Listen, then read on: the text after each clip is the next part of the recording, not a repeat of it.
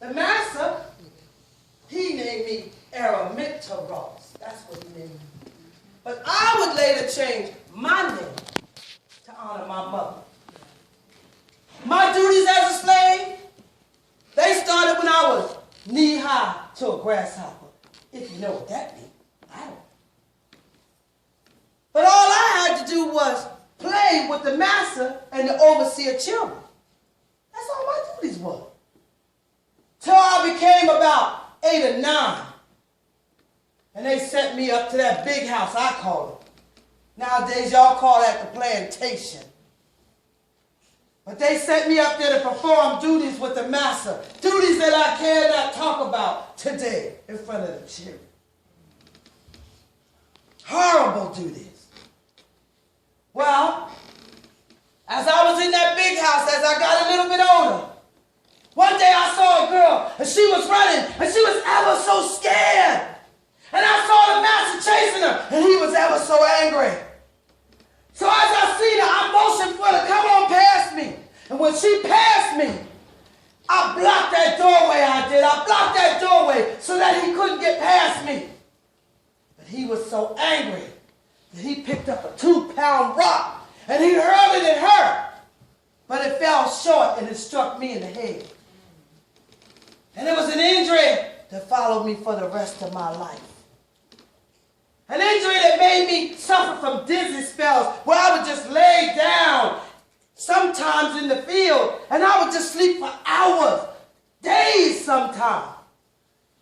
Nowadays, y'all call that narcolepsy. Well, once I came to, I couldn't be at the big house no more, so they sent me in the field to do hard labor. Hard labor. Where I had to pick cotton. And see, it wasn't the cotton like you see today with cotton balls. It was cotton on bushes. They had thorns that just would cut your hands, and the hands would just bleed, and you couldn't even hardly touch nothing. Your hands hurt so bad. One day I was out there, and I was picking that cotton. And I saw a man, good-looking black man, dressed like, heck, he was dressed like a free man, he was. And as he came past the field, I saw him eyeing me. I didn't know why. But then as I seen him go up to that plantation, he went right up in there. Right in there to talk to the master. Stayed for a while.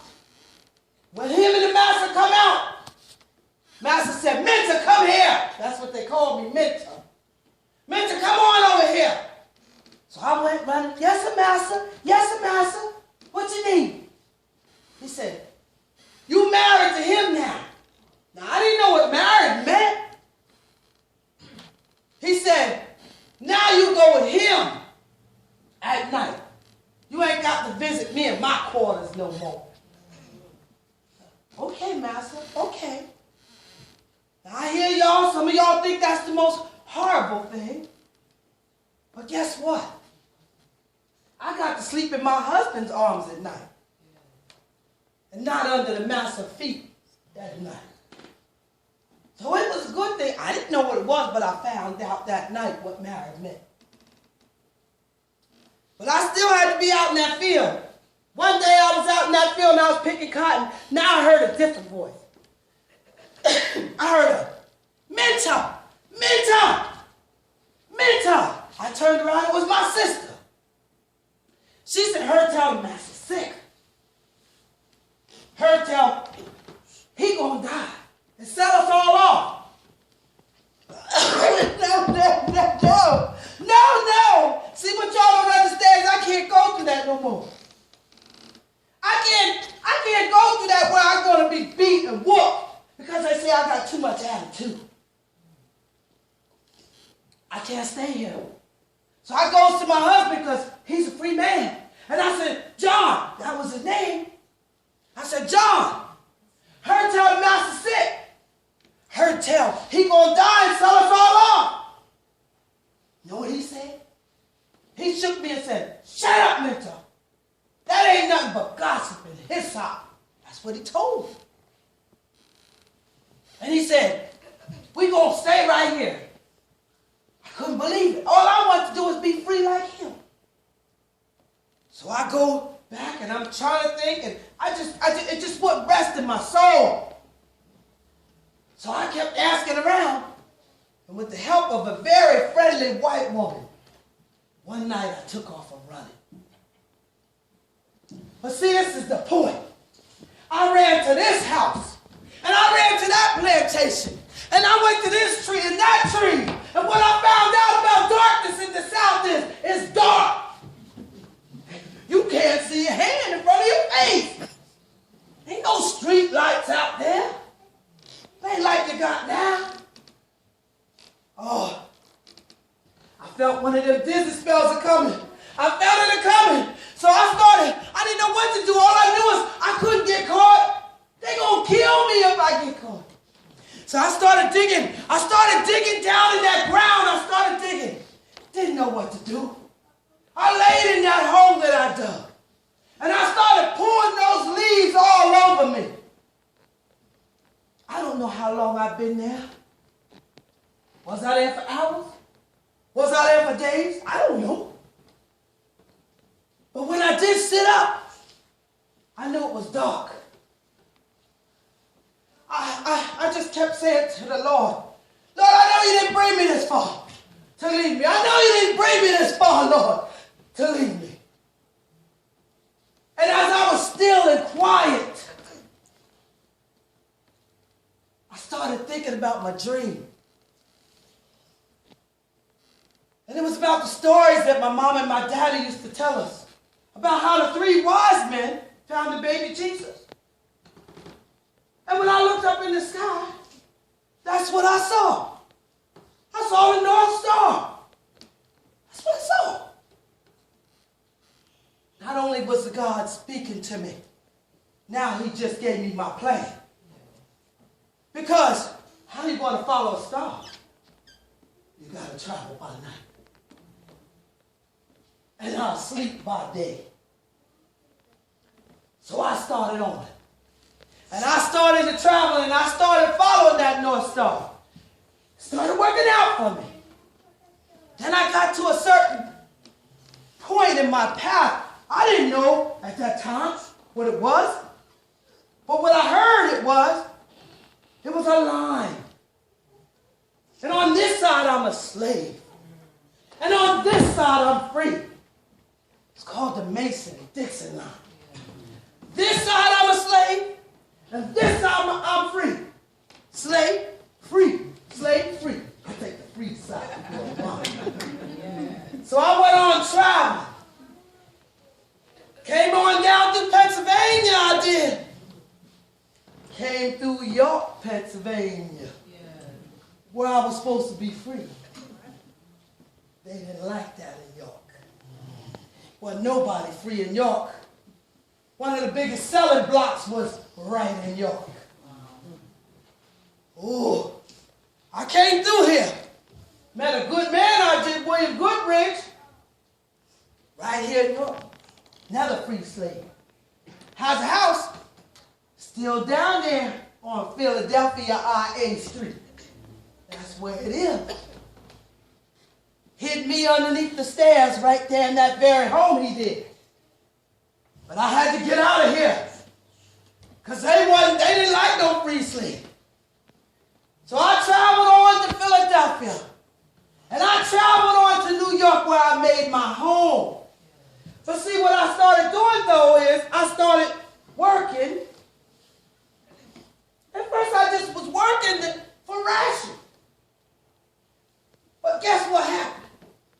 You work and you get paid. You work and you get paid. Nowadays, y'all call that employment. What a beautiful invention. I like it. So now I started saving my money. Took my money and bought a piece of land, I did. Started saving some more money. Now I got them to build me a home on that land. That's what working can do for you.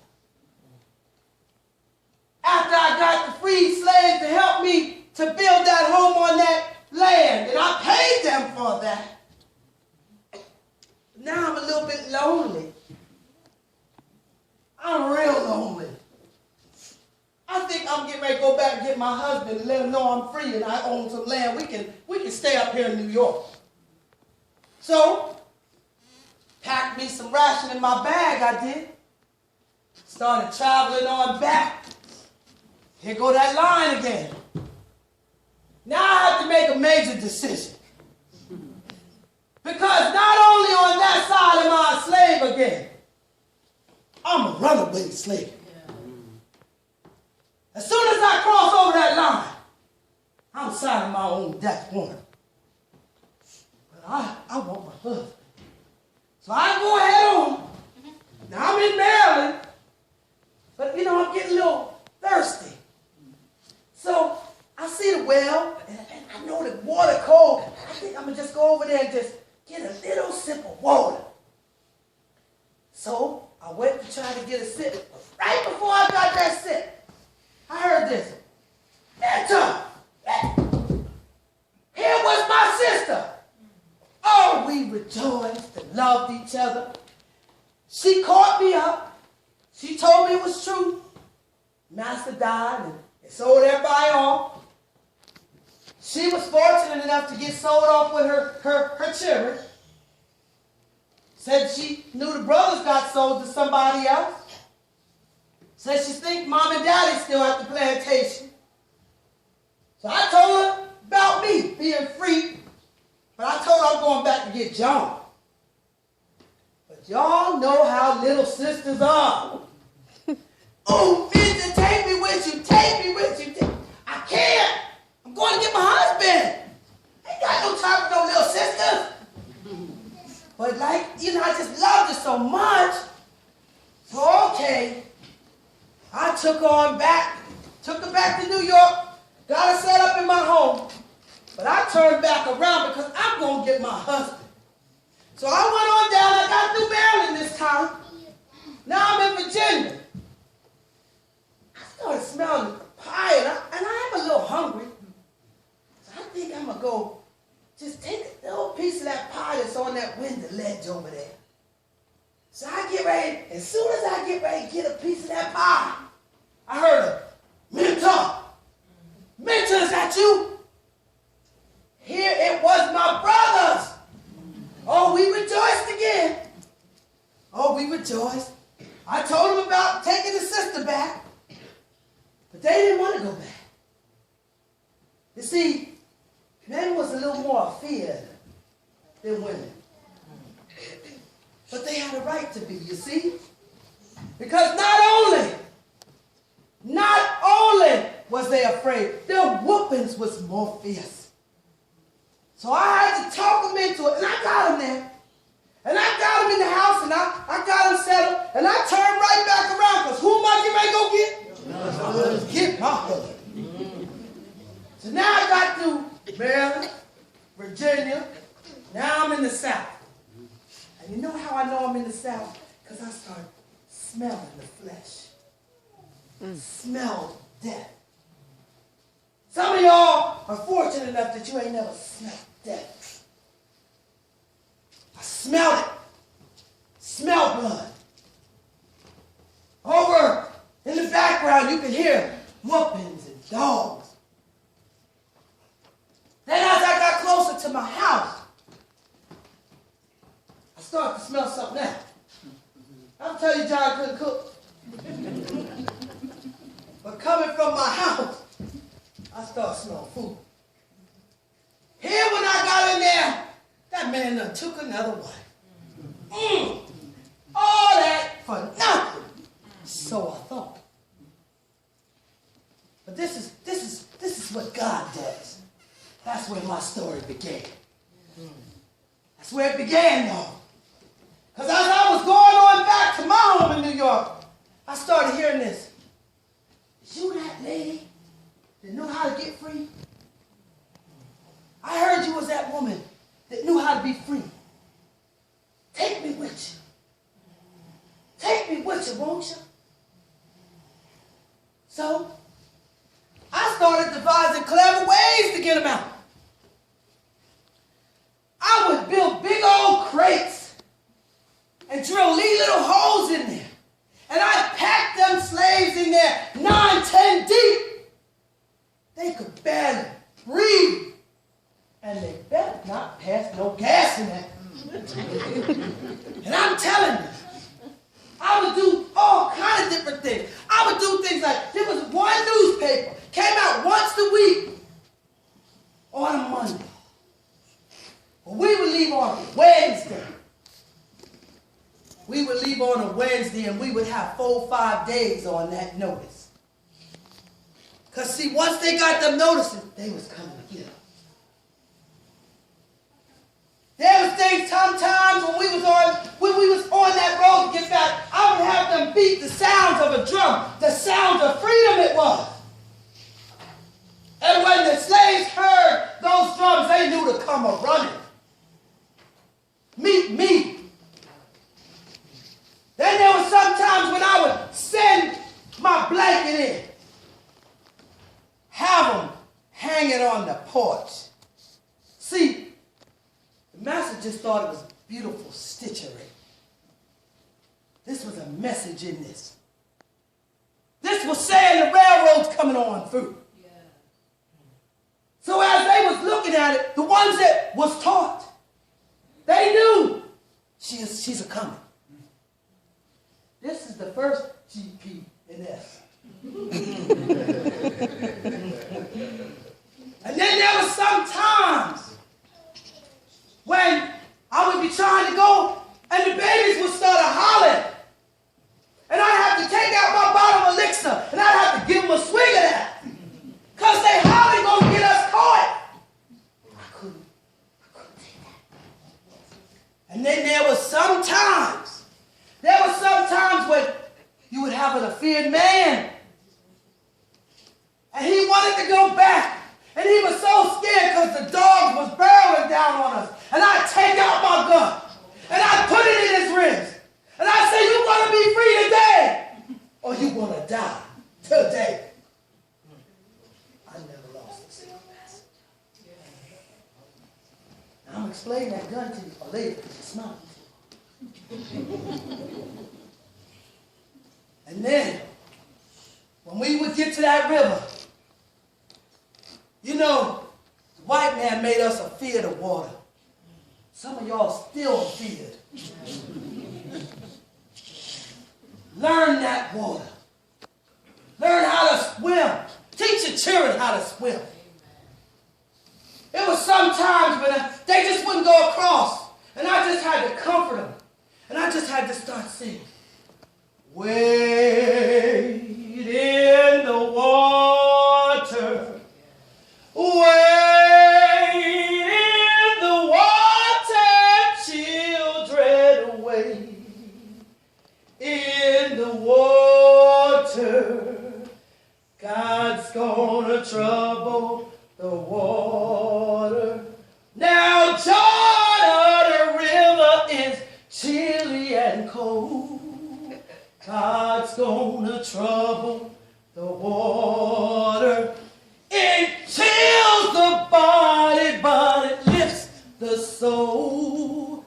God's gonna trouble the water. By the time I got done that song, we had all made it over there. We had all made it over. You know? Now, I'm not telling you that it was that easy. Oh, my journeys was difficult. Sometimes, one particular time, I put my own life almost in jeopardy. You see, the bounty on my head had reached over $40,000. Nowadays, y'all call that $1 million. That's a lot of money. Especially when things cost a penny. But, see, I got full of myself. And one time, I saw him posting up my picture. Putting up a wanted poster. It was wanted dead or alive.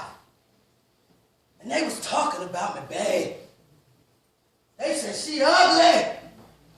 She sure is ugly. And I was like, that didn't bother me because I ain't the most handsome woman. All right. The truth is the truth.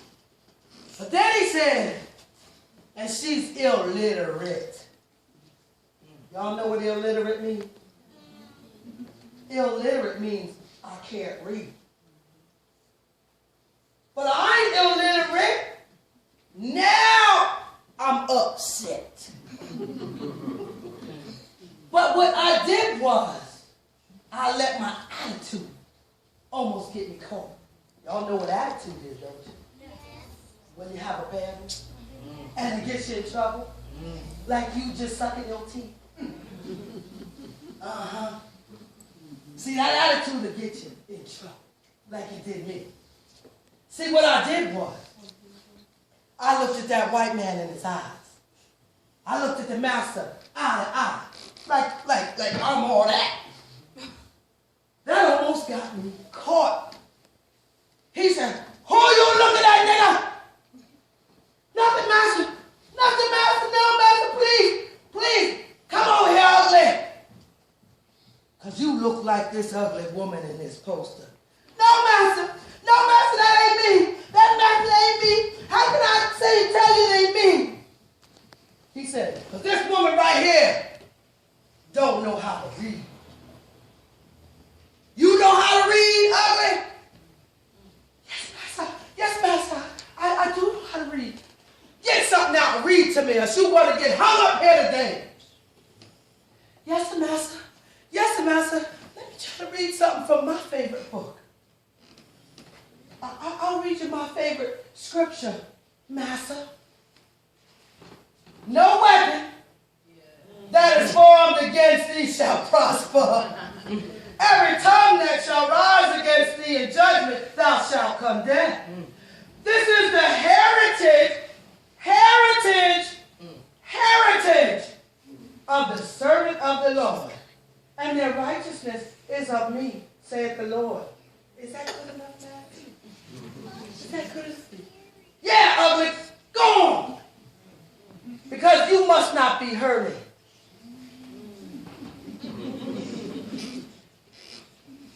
I never did that again.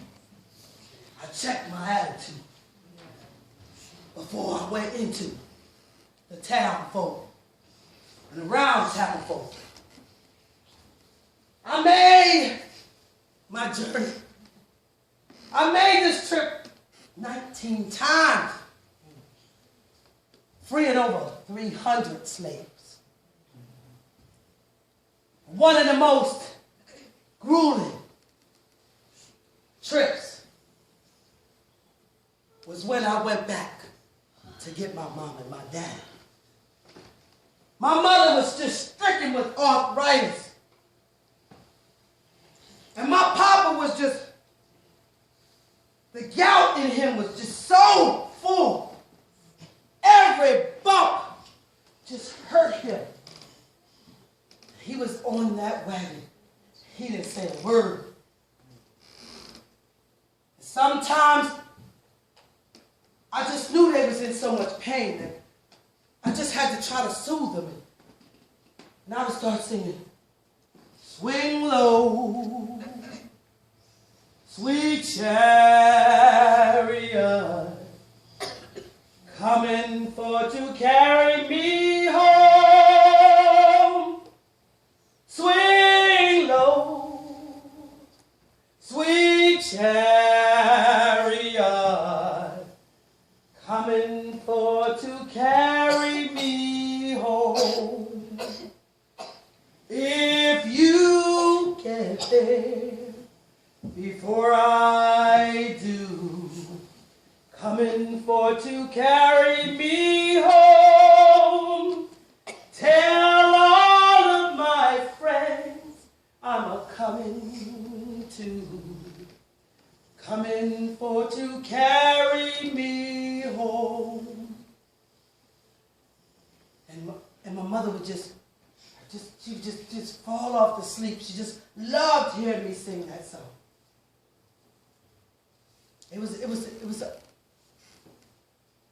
it was just a very touching time. I know y'all have given your mom and your daddy presents. Have you given your mom and daddy presents sometime?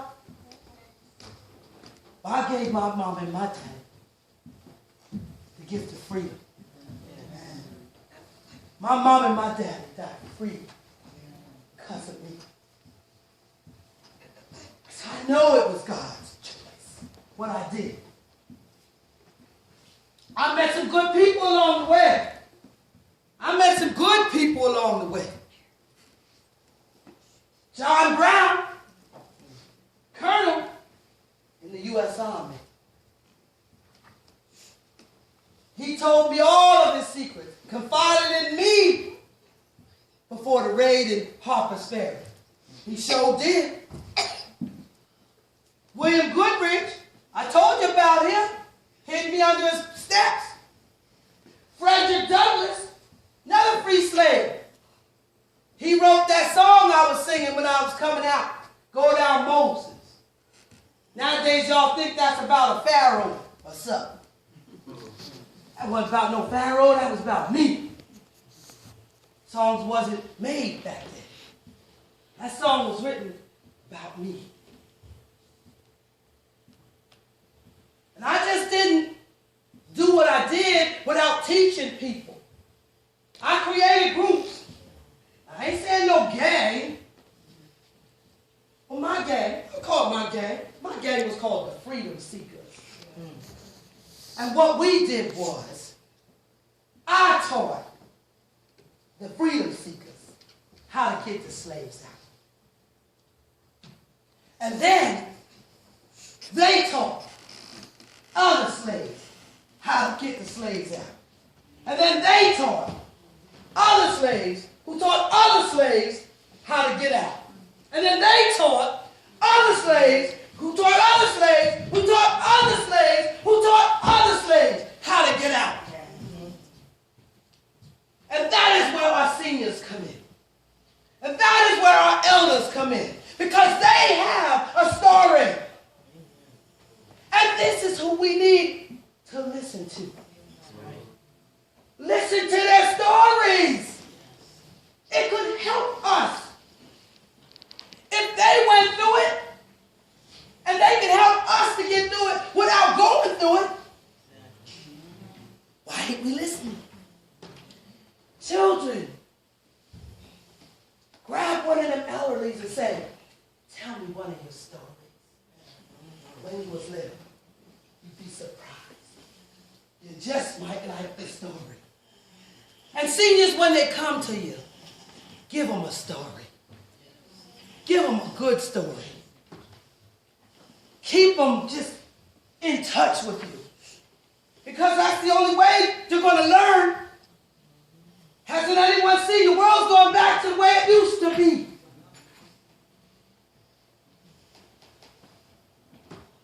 All I can do is, I worked. Young men back there, work. Yeah. I worked. I didn't steal. Because I got caught when I got steal. Thank goodness it was by my brother and my sister. But work. Work for your money. It might be pennies. Save them. Save them. I worked as a nurse.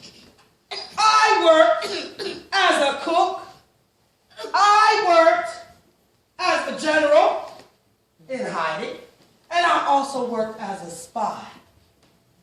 And remember, I worked as a slave for nothing. So, next time somebody offer you something for free, nothing's for free. Go get a job and work for it. Now I know you're all anxious. You're saying, who is this woman? Well, let me introduce myself to you. For those that do not know who I am, ladies and gentlemen, I am Harriet Tubman.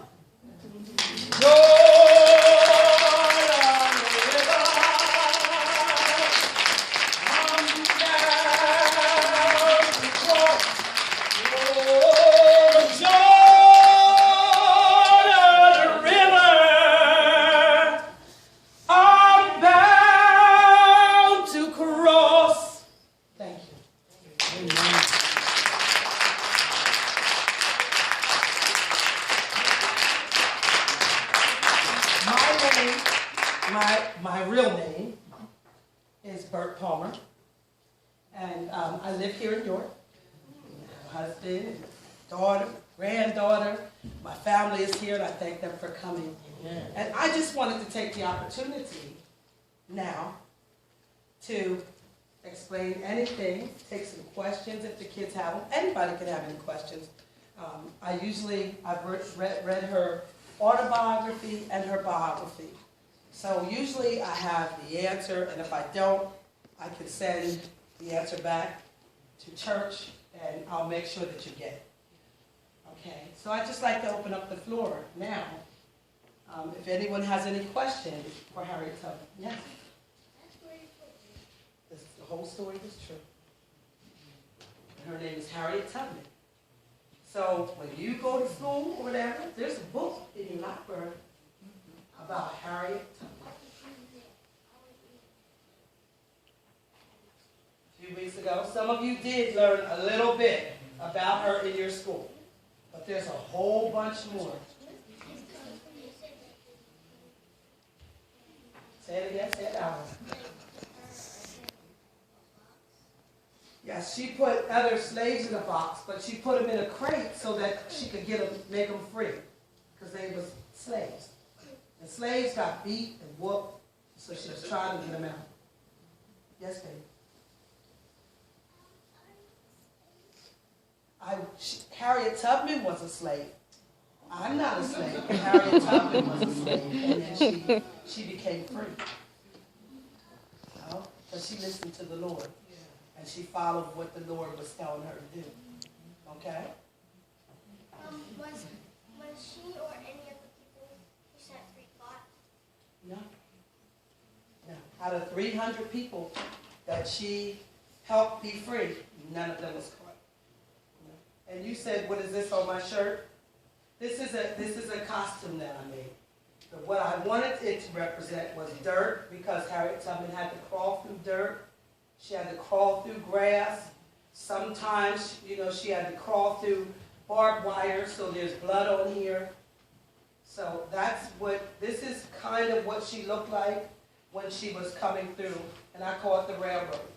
Okay? It wasn't an actual railroad where you see trains and stuff. Her railroad was by foot. How much years did she Oh, that is a great question. Harriet Tubman did this. It took her 6 months. When she left New York, it took her 6 months to get the people, for her to leave, to get the people, and to get back north. And I say that, and she would leave in the early spring to try to be back in late fall. And she did that because they didn't have coats and stuff. So she needed to get them back to the north before the first snowfall. And back then they didn't have the weather forecast. They just knew by the snow. Yes? Could you please share with us what inspired you to do this? What inspired me, Bert Palmer? Yes. I was asked because of my character, of my real character, and my attitude. The people at our church was having a play, and it was a play that was written by Claire Anderson, and it was called Steal Away. And they needed a Harriet Tubman. So I did it in the play, and I just did what was on that paper. But it intrigued me, and then I was asked to do just a little short skit for Bonnie Grimes, and that is when I just got pulled in. So as I started getting asked to do those things, then I thought, I better know my facts. Because I was only doing what I was heard in the play. So that's when I picked up the book. And I read an autobiography and a biography. Now, what that means is, one of them is true, written by her. But she didn't write it, but she had someone write it, and she told them what to write. The other one is someone wrote the book with just what they heard. So I needed to make sure that the facts were correct. So everything I told you today was true. And more.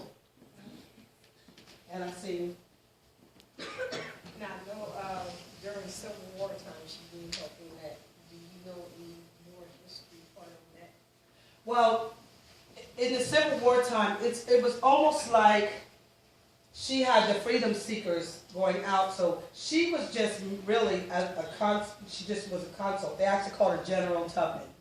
So she actually fought side by side with John Brown, you know.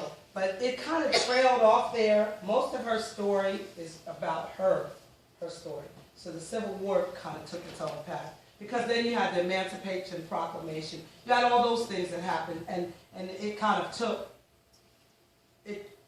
off that way. Her story was kind of ending, but not. Because freedom seekers carried on and on and on. You said Harriet was there 19 times. Would that be equate to 19 years? Actually, yes. Well, actually, she did it, yes. And it was because she did it once a year. So, yes. And I say 20 years because the first year she went back, it was when she went back for her husband. And she just brought back like one or two. So I'd say, you know, even with me reading it, she said 19 times, but she wasn't including that one time when she just came back. So how old is she? She never knew how old she was. That's why she says she was born around 1820. And then, you know, and so I think she died, well, it says she thinks she died, you know, around 83, 93. But if you think about it, she started this walk in her 20s, and we can't even walk a block. You know, as soon as it goes 3 blocks, we're like, I'll go back and get my car. And she made this walk. She walked from New York to South Carolina. You know, because the other things, and what I need to show you is, because there was different routes that people took, and she would have the freedom seekers go out. Some of them would go further. And the one thing that I didn't touch base on today was one of the big helpers in her life was Quakers. Quakers were Caucasian people, white people. They were Caucasian people. And they didn't believe in slaves.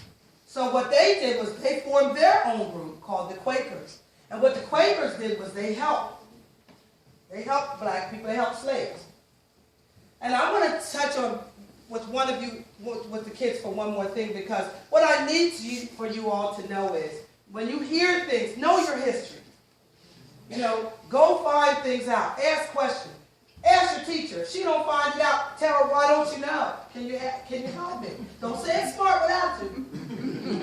But I say that because the Quakers used to use something, and it was called the lanterns. And what they were jockeys. Do you all remember those? They were jockeys that held, and they were figurines, and they held a light, and they were black. Now, right now, we all think that is the worst thing. We think that is so racial, they're prejudiced in that house. Guess what? It was a safe house. It was a safe house.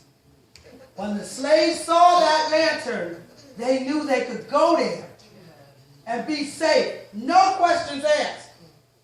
And who lived in that house? Nowadays, we got white people so scared, they're petting over them. You know, I seen a red one. You know. And I'm telling you, it's a safe house. And I golf. Bert Palmer golfs. Every time I drive to the golf course, and it's a farm out in South College Avenue Extended. And every time I pass that farm, it's one of them. It's one of them, and they have it painted over because they're too afraid. And I want to go up there so bad and say, are there tunnels under here? Are there tunnels under this house? Because if that's an original piece, it was a safe house. And I would love for them to know, evidently, whoever lived here, and if it is your family farm, your grandfather, great-grandfather, great-great-grandfather helped slaves be free. And that might be something that they might cherish for the rest of their life. But I just want you all to know there's certain things that, because we have people that'll break them up, you know, gangs that'll break them up. No, it's a good thing. It really is. Did John live in the house with? Yeah, John stayed there. But she found the man that loved her for the rest of her life. He told her she was the most beautiful woman and worked side by side with her. And his name was Nelson Davis. I was going to ask that question. Did she ever find somebody? She did find someone, Did but she Harriet have any kids? never had any children. No, she never had any children.